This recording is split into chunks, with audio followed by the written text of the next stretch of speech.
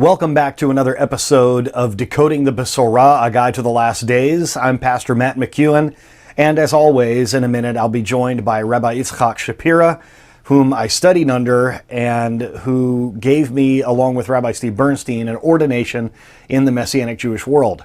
As I've mentioned before, I am a pastor at a Christian church, but I study and practice a form of faith called Messianic Judaism. This is the faith of the first apostles. We must remember that all of those first followers of Jesus were Jews. And even those that were maybe from the Greek-speaking world or the Roman world, they who came alongside the Jewish people to join them were worshiping with them in synagogues. There was no church to be spoken of until hundreds of years later. And so these people had a particular faith, and who they called in those days, and who we in the Messianic Jewish movement call Yeshua, the Hebrew name for Jesus. Now, many of us want to know about a scripture in Jeremiah 31:31, and I'm going to ask Rabbi Shapira about this today because it's written about in his book, The Besorah According to COVID-19. If you don't already have the book, you can order it at goodnewscovid19.net. Once again, that's goodnewscovid19.net, and you will be absolutely amazed at the prophetic nature of this book. Although it's a very large volume, it's very readable, and it's written in layman's terms, and so you will get a lot out of it. There is much good that can come out of this worldwide pandemic, as we have to remember the scripture says that God works everything to the good of those that love Him and are called according to His purpose. So today, as we dive into this scripture in Jeremiah chapter 31, there is a new covenant mentioned. In fact, this is where we get the idea in Christian Bibles of a New Testament. We have a set of covenants that are in what Christians call the Old Testament. And then in Jeremiah 31, it says that there will be a new covenant made. Many Christians believe that this new covenant was fully established at the death and resurrection of the Messiah. However, it does not say in the Bible that this covenant is made with an organization called the church. This new covenant, it says, is with the house of Israel and with the house of Judah. Rabbi Shapira is going to explain to us today some very interesting things about this new covenant and why we can know for a fact that it has not fully come to pass. This is something that is going to be fulfilled completely at a later time. Another interesting thing about this particular lesson and episode is that we're going to get into a subject that some Christians have a problem with. And that is the subject of Zionism. We mentioned in the last episode and asked if we can separate the God of Israel from the Messiah of Israel from the people of Israel. And in episode 2, we talked about how the letter Yod is such an important letter. It is the first letter in God's holy name that is unspoken by Jewish people. It is the first letter in the name of the Jews, the Yehudim, the Jewish people, and it's the first letter in the Hebrew name of the Messiah.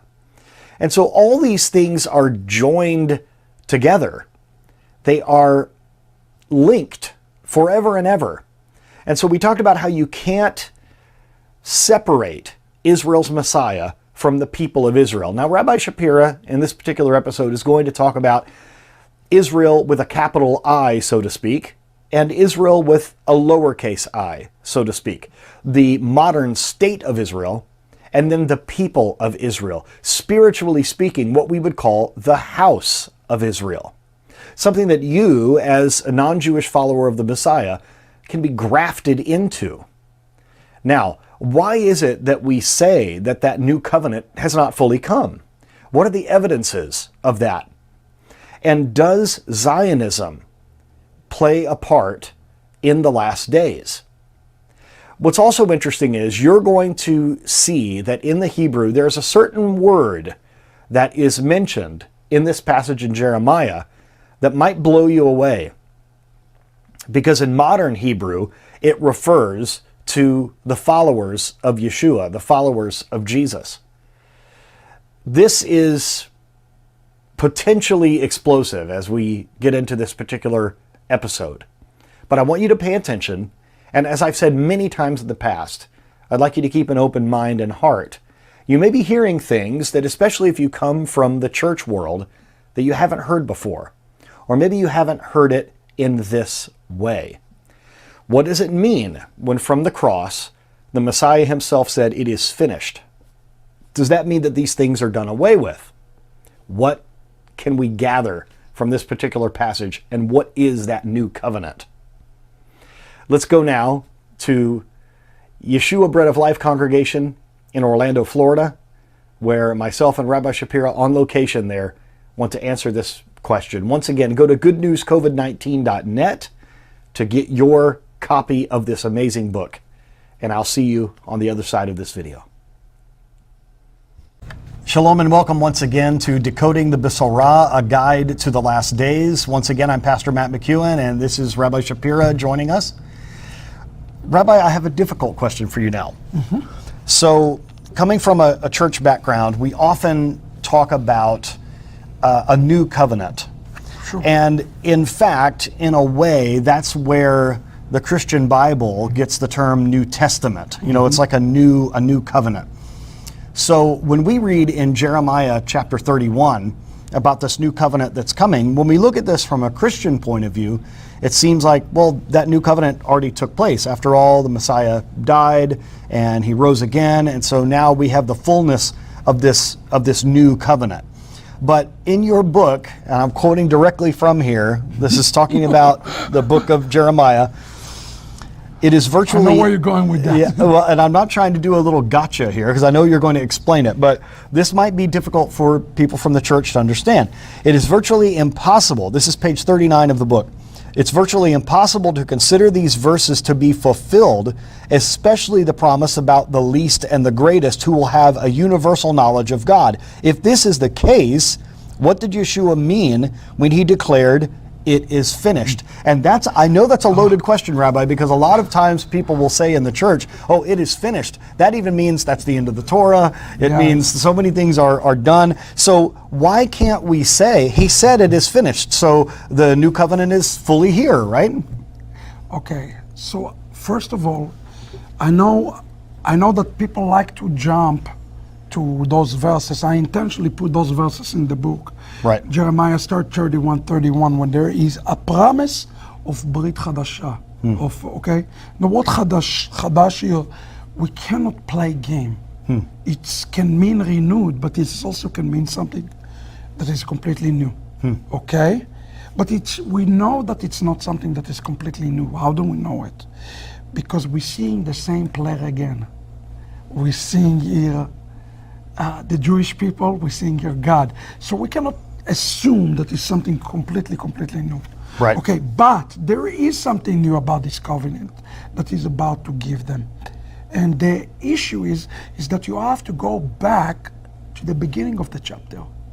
And I need to clarify something that I speak about in the book, that those passages from Jeremiah 31, verse 1, all the way to verse 19, are read in every synagogue in the world. Do you know in what day?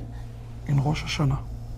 In Rosh Hashanah, we read from Jeremiah 31, because it's known by the name, as I explain in the book, the day of unification, the day of unity. And the question is here, who is unified? The same event that you're reading about here is the same what you read in Revelation chapter 7, Revelation chapter 15. We're looking at really actually on the same event. Okay, wow. You need to understand that. Now, at the beginning of Jeremiah, this particular passage, he's speaking about, he said, I love the family of Israel. Everybody needs to understand something. God loves family. He loves families united. And he used the term Israel there. But then in the very next few verses, he's talking about Jacob. And then he changes, he's speaking about Israel. And then he called Israel Ephraim. So first of all, understand something. There is a bigger plan here in play. And he's saying here, behold, the days are coming, and I put a new covenant with the house of Israel and the house of Judah. When he's talking about Judah, he's talking about Jews. But when he's talking here in the context about Israel, he doesn't talk about the state of Israel.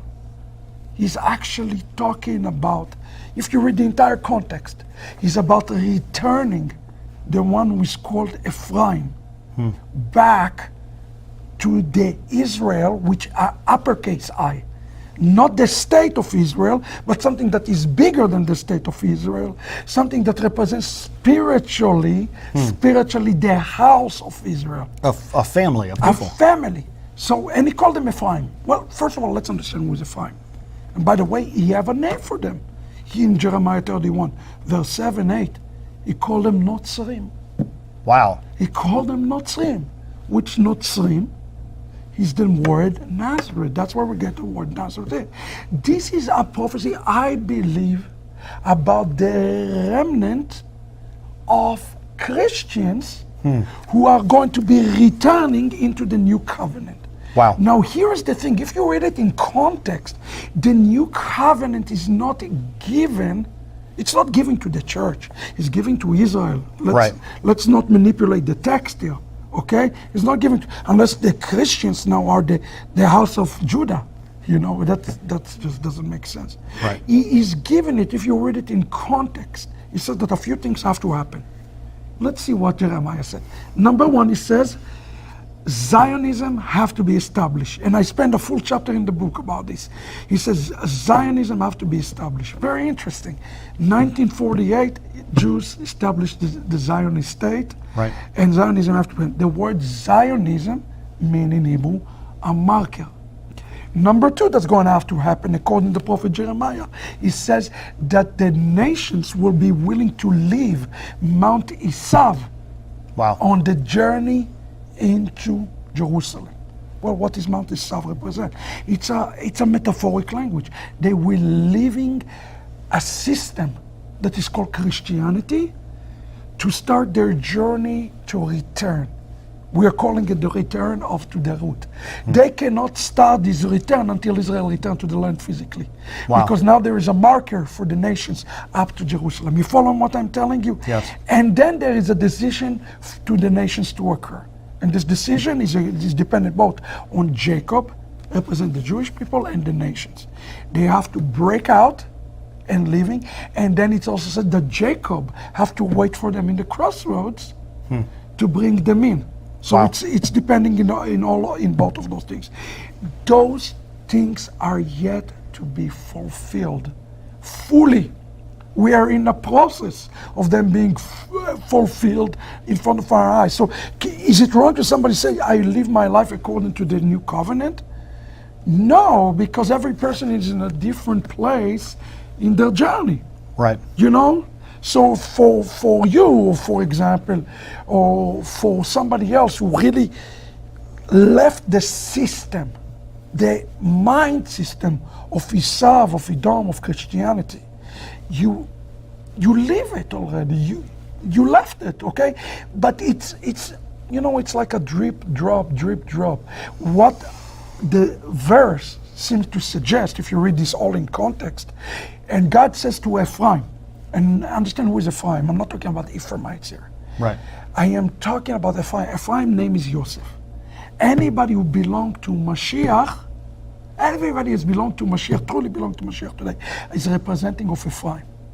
Okay? Mashiach ben Yosef, the first coming of the Messiah. And it says here, look, I'm giving you a choice, Ephraim. I'm giving you a chance to return. Yeshua has done it. He's opened the door for anybody, no matter what their DNA, ethnicity, call them back. Anybody can come back to the house of Israel today, which is something humongous that Yeshua has done. But he says that only a remnant will come back. So today we have the state of Israel, and people start a spiritual journey. They look up to Jerusalem, not up to Rome. They look up to Jerusalem now. Okay? But when is the new covenant coming? The new covenant coming only after they make a decision to join themselves. The new covenant is actually given when the ingathering is taking place. It's not the fullness of the new covenant. Right. So here we're talking about a corporate, global, new covenant. You know, in Revelation, he say, I will wipe away the tears from their eyes, talking about the Gentiles. He will wipe away the tears because they're going to be recipients of new covenant. And the Jewish people are going to be recipients of the new covenant.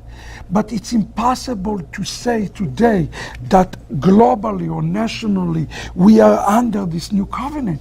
It's I think that's what's hard for my brothers and sisters in the church to understand, is because I think when we look at prophecy from a Christian perspective, we have check boxes.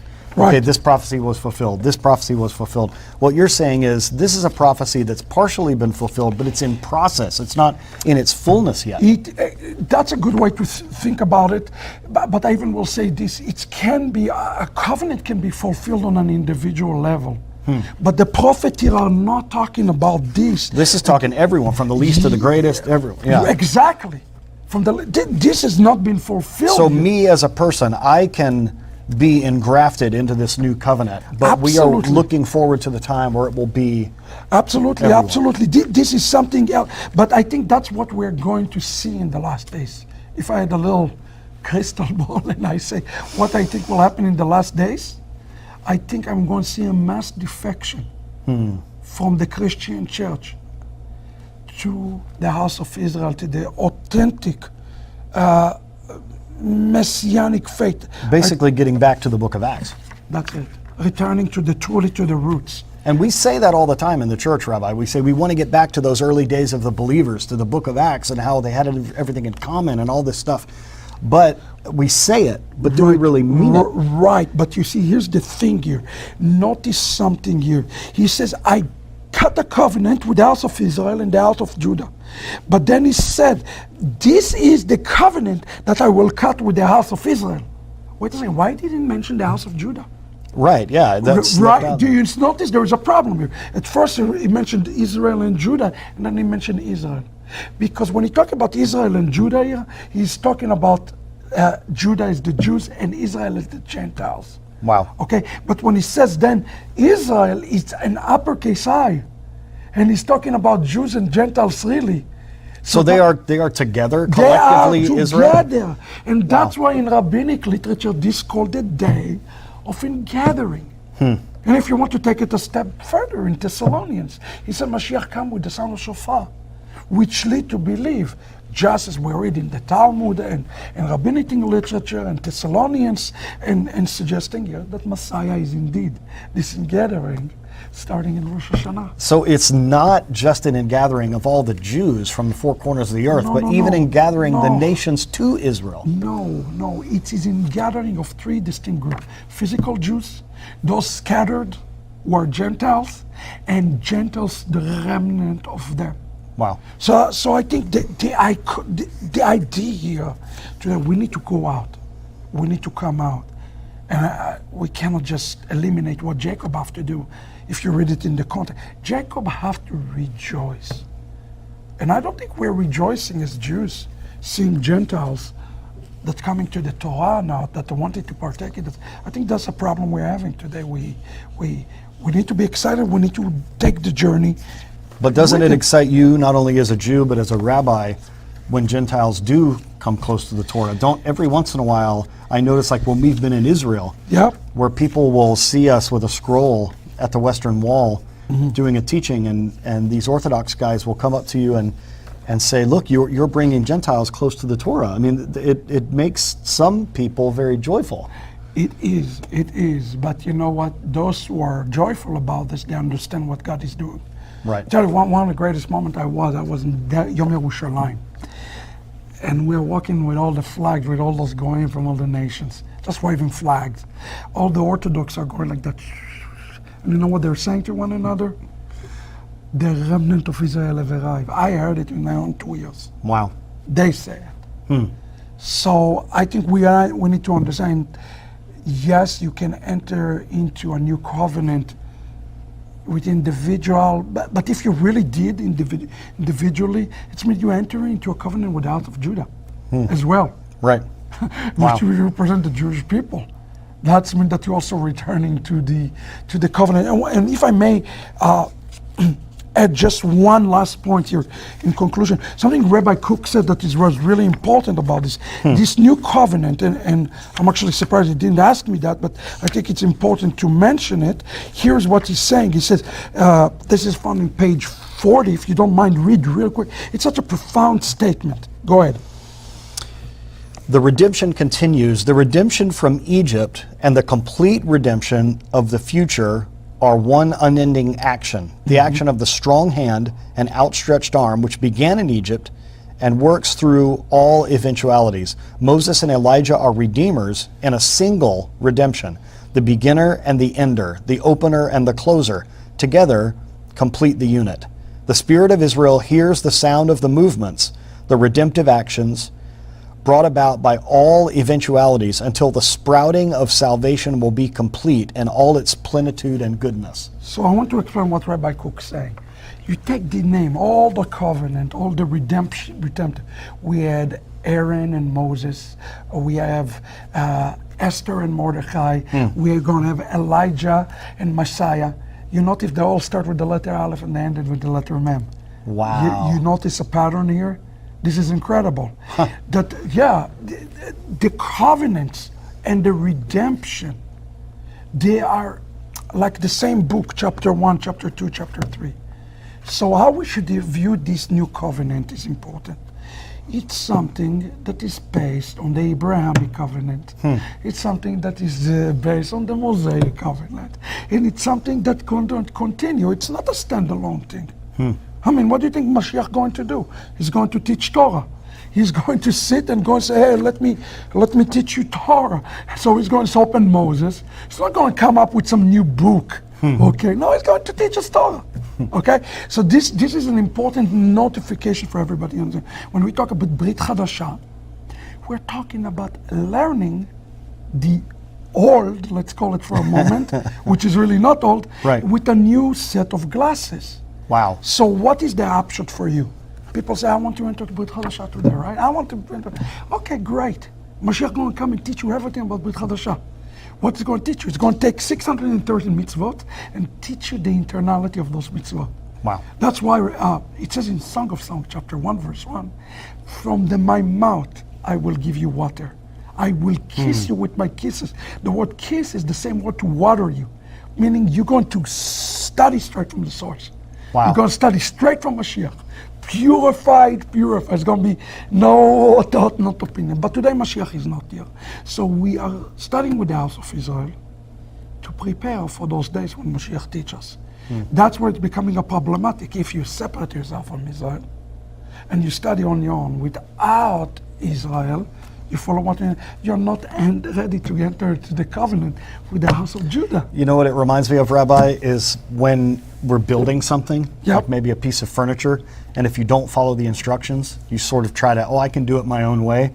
You always have pieces left over, and it's That's it. never according to what the designer made. You have to follow the instructions. So if I can give a practical advice for everybody, come to a yeshivot, study Torah, but study with Jews. Yes. Study with Jews, preferably Messianic Jews. Yeah. And just get yourself ready. You enter into a new covenant, slowly, but you're preparing yourself for the corporate covenant with the entire house of Israel. And if I can add one last thing, Revelation 7, you see the nations, and that's actually proved my point. That Right. we see here house of Judah and house of Israel, and then it's mentioned only the house of Israel because it's the capital. It's the great gathering. Well, in Revelation 7, they're holding lulav in their hand. They're holding a palm branch in their hand. Now, I want you to think about it for a second. It's Sukkot. What Israel doing to celebrate Sukkot? What the Gentiles doing to celebrate Sukkot? We're doing the same thing. And Sukkot is known as the Feast of the Ingathering. Ingathering. Exactly. Wow. This is why, ladies and gentlemen, this book is so important. Because we need to understand, in the context of what's going on right now in the world and what has been going on over the last year or so, we have to understand the true meaning and the context of these things. And this book, although it's written in a very readable way, Rabbi, some of us That's that a come lot. from the nations, there's some concepts in here that are very, very deep, and that's why we're doing this special course to help try to explain those things. And I like how you said it sort of straight from the source. It's not just me trying to take you through this book. No. I'm with There's the too author, much. and he can explain it straight from the horse's mouth. Yeah, so to speak. we hope this is really helping you. So, look, the end of the day is this. It's very simple. You are called to be a player in the last days. There's not a person here that is not. You're not on the bench. You're not on the bench. There you go. Thank you. Wow. That's a good way to put it. Shalom, everyone, and join us next time. And we're going to continue to ask you some difficult questions, Rabbi, but I think you can handle Bring them on. Those are getting... Shalom. I'm sure some of you had some surprises in that particular video. How about this word notzrim being used? What about this word for Zionism that means a marker? These are prophetic days that we're living in. And this isn't just some sort of platitude that we make. We really do believe this, and we believe that the prophetic timeline began to speed up a bit. The timer began to speed as Israel was made a new nation state in 1948. I love the quote there by Rabbi Kook, who was the first chief rabbi of the new state of Israel. One of his books that Rabbi has in his personal library, he recommended it to me, and now I have it as well, and it is amazing. This was a very wise man. We can learn a lot from Rabbi Kook. But I also want you to remember what it is that we talked about with ingathering. Remember, Rabbi Shapira says, well, he asks the question, what are the people doing? The Jewish people, they are celebrating Sukkot. The Gentiles, what are they doing? They are celebrating Sukkot. And as I mentioned there, Sukkot is the festival of ingathering. It's this idea of gathering together people from all four corners of the globe. Sukkot is the only Jewish holiday that is somewhat evangelistic. You were encouraged even to invite non-religious people into your hut, your booth, your tabernacle, your sukkah, so that you can share in what God has done. We see that in the book of Revelation. We see these great numbers of people with palm branches in their hands. What are they doing? They are celebrating this ingathering feast. And they know how to do it because they have come into a fullness. Remember what I said there about putting together something. I have had many a debacle on putting together even simple things like a bookshelf. I always end up having these pieces left over, and I think, how did I not properly follow these directions? Or, God forbid, maybe we say, well, we don't need the directions. We'll just figure it out for ourselves.